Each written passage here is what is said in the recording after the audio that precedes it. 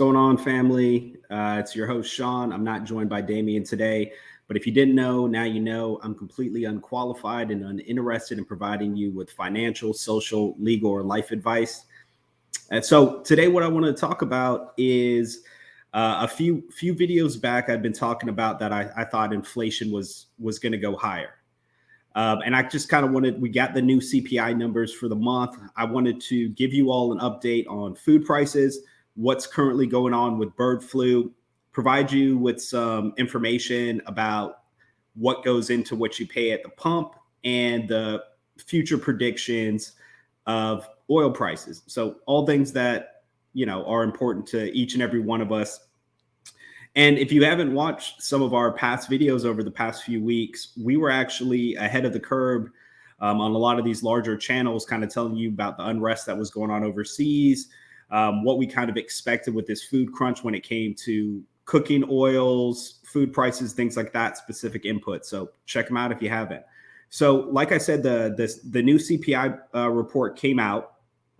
And for all items on the CPI, we had a 1.2% increase over February. So now that they're saying all items, food, energy, commodities, used vehicles, shelter, on a year-over-year basis, we're up 8.5%.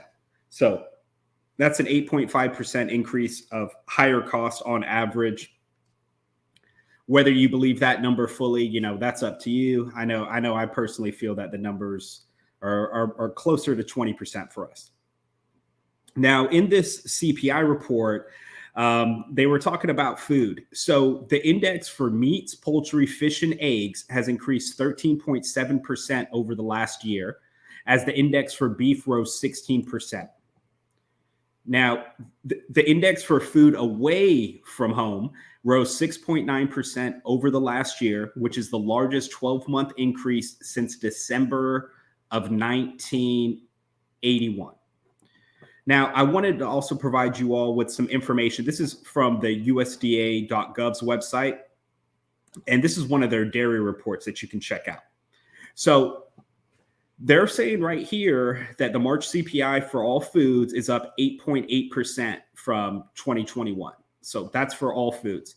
And they're saying for dairy products, it's up 7% from a year ago. And then if you look at specific items, so these are things that I thought are important to most households. Fresh whole milk, it's up 14.5%. Cheese, 3.1%. And butter, 12.5%, which of course, that's used in so many things dealing with cooking. They also had an update on what is kind of going on internationally, because we have the conflicts that's going on around the world. And they're talking right here about Eastern Europe. They're saying that due to the conflict in Ukraine, food security is of primary concern. Several of these countries right now are increasing their cow numbers, and they're seeking to expand their dairy imports. So it's all about that food security.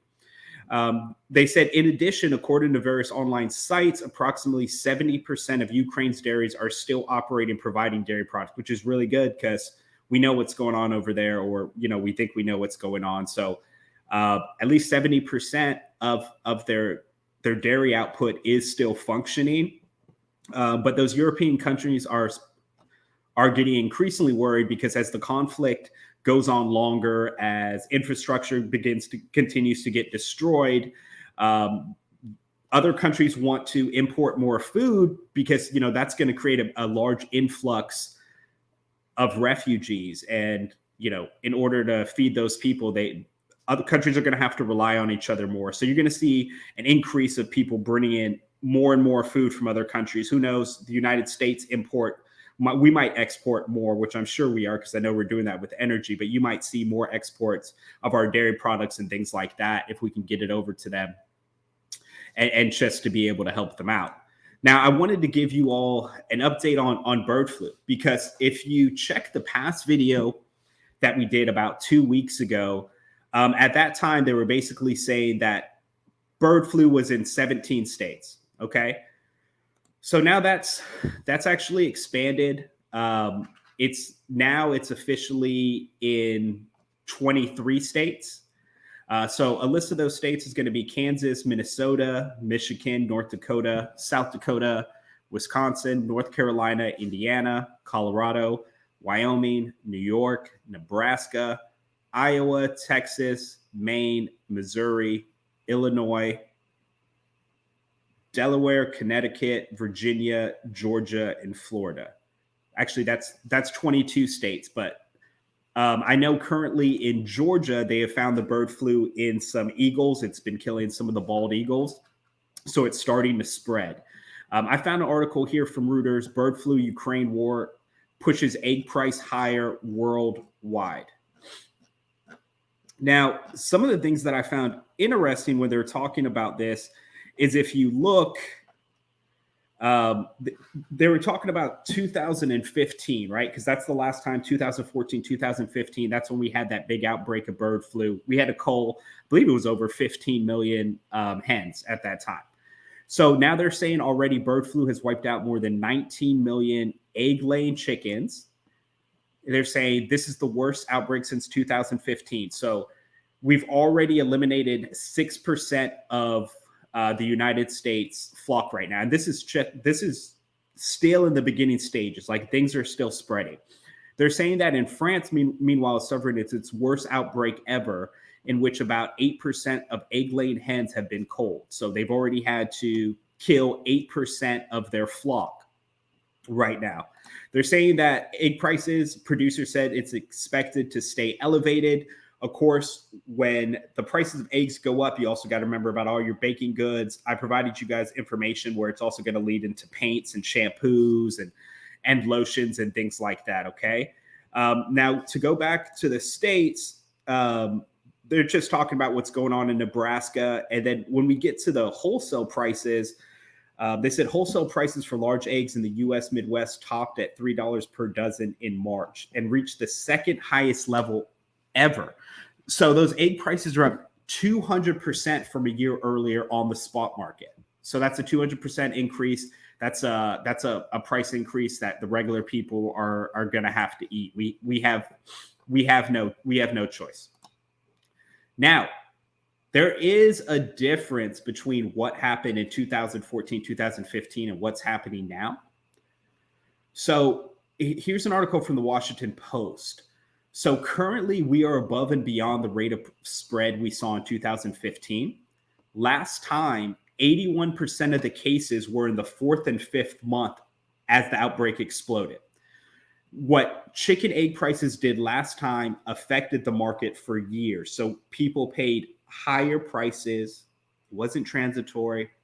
They ate those prices for quite a few years. Now they're saying we're only 2 months into the outbreak. And the safety protocols that we used in 2014 and 2015, they're not working as well. And they also said that the last time, the majority of the birds that had to be destroyed last time were laying eggs in what they call pullets. Now, what we eat, what you eat at the store, the way that the USDA, the reports they come out, they're called broilers. Okay. They're saying last time, very few broilers or the birds that we eat were affected. So far in this current outbreak, 9% of the affected animals are broiler chickens. And he said that this will lead to an already high prices for chickens going even higher. So 2014, 2015, it was mostly just the eggs for the egg laying hens.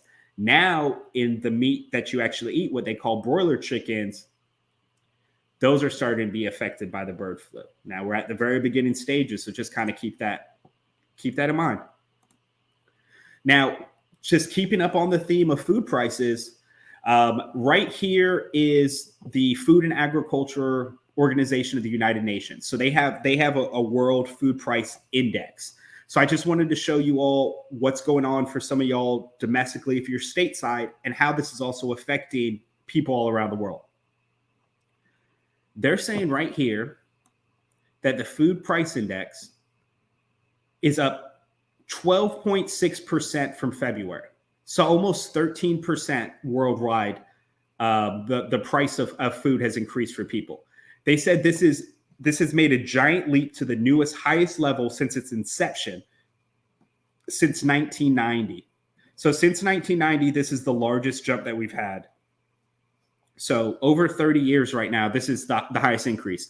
They said the latest increase reflects all-time highs for vegetable oils, right? So all those cooking inputs, the sunflower oil, the palm oil, everything that people need to cook, cereals.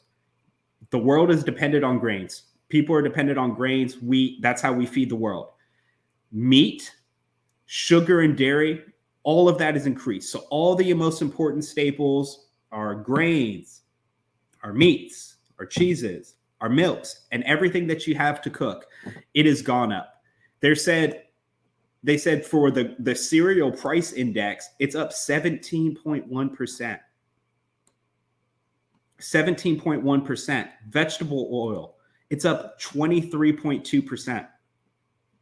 Dairy, it's up 2.6%. This is worldwide. Meat, it's up 4.8% from a month ago. So this is accelerating.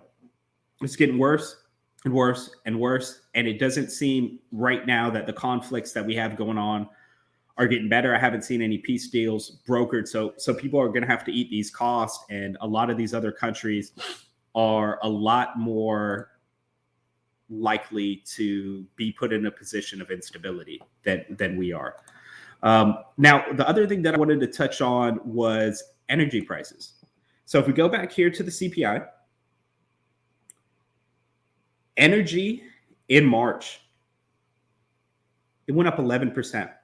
Year over year, energy prices are up 32%.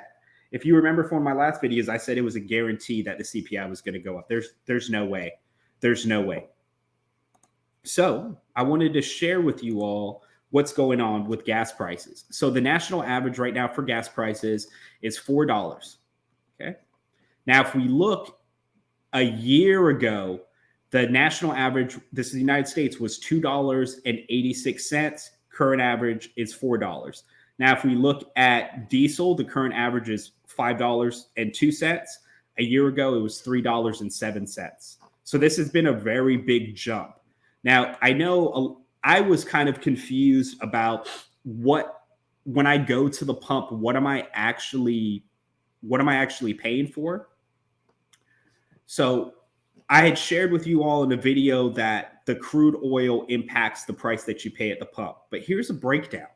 So when you go to the pump, about 53, 54%, I think it's up to 60% of what you all pay at the pump is going to be that current price of the crude oil markets.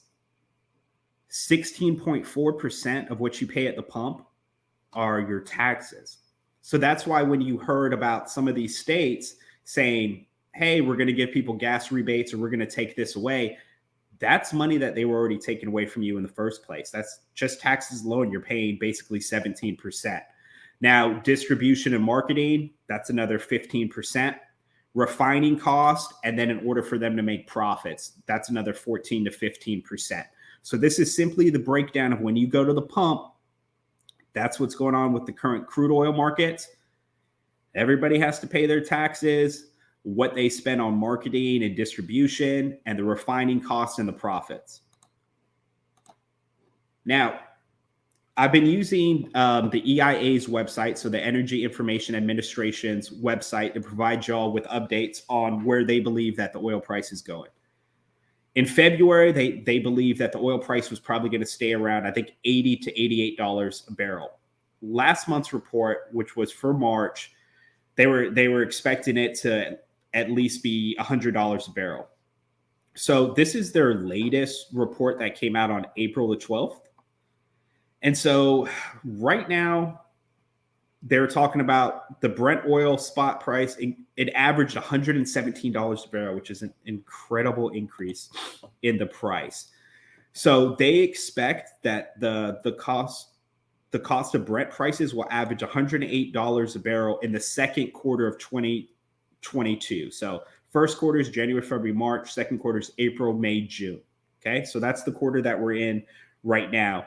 And they also believe $102 per barrel in the second half of 2022. So that is a huge increase before we had all the lockdowns and things. Because remember, we were averaging around $70 per barrel. So in their latest report, they're expecting it to remain elevated, 108 and then $102 going forward, even going in towards the end of the year, going into 2023. But they do expect a fall, but this is still way higher than what people have paid in the past. Right now, their forecast are saying that going into 2023, it'll be about $93 a barrel. So, keep expecting to pay those higher prices at the pump. I currently don't see a slowdown in the prices that are going on with food. Shelter's up. Everything that's important to people right now is up. So I don't see a slowdown in those. It's going to be interesting. We'll get those new CPI numbers in May. We'll see if they rise, or maybe they only rise, a little bit. Maybe it won't be a 1.2% rise. Maybe it'll be like 0.5%. Oil prices, expect to keep paying those at the tank. Other than that, I just wanted to give you all a quick update on what's going on with food, what's going on with bird flu, and what's going on with the prices at the tank. This week we'll be releasing quite a few videos. Some are going to be educational. Some are just going to touch on what's going on with the world. I hope everybody has a great Easter, whether you celebrate it or not. I hope you take some time to reflect and relax. Other than that, we'll catch you on the next one. Take care.